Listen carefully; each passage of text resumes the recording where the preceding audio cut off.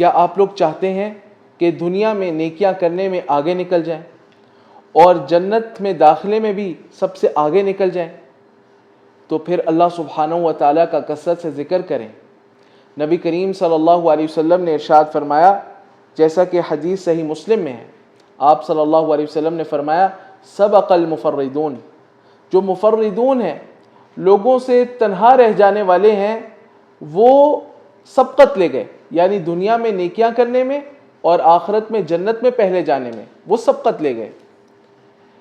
تو صحابہ کرام نے فرمایا کہ یہ جو لوگوں سے کٹ جانے والے ہیں، تنہا رہ جانے والے ہیں، یہ کون ہیں؟ وَمَنِ الْمُفَرِّدُونَ یا رسول اللہ؟ تو نبی کریم صلی اللہ علیہ وسلم نے ارشاد فرمایا الذاکرون اللہ کثیرا والذاکرات، کثرت سے اللہ کا ذکر کرنے والے مرد اور کثرت سے اللہ کا ذکر کرنے والی عورتیں۔ یہ کیوں دنیا میں لوگوں سے کٹ جاتے ہیں، تنہا رہ جاتے ہیں؟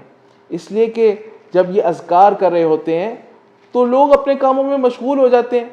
اگر کسی دوستوں کی مجلس میں بیٹھے ہیں اور یہ اپنے ذکر میں لگ جائیں گے تو لوگ ان کو چھوڑ کے آپس میں باتیں کرنے لگ جائیں گے، تو اس لیے عموماً لوگوں سے ذرا کٹ جاتے ہیں۔ لیکن دنیا میں بھی نیکیوں میں آگے جانے والے ہیں اور جنت میں بھی سب سے پہلے داخل ہونے والے ہیں۔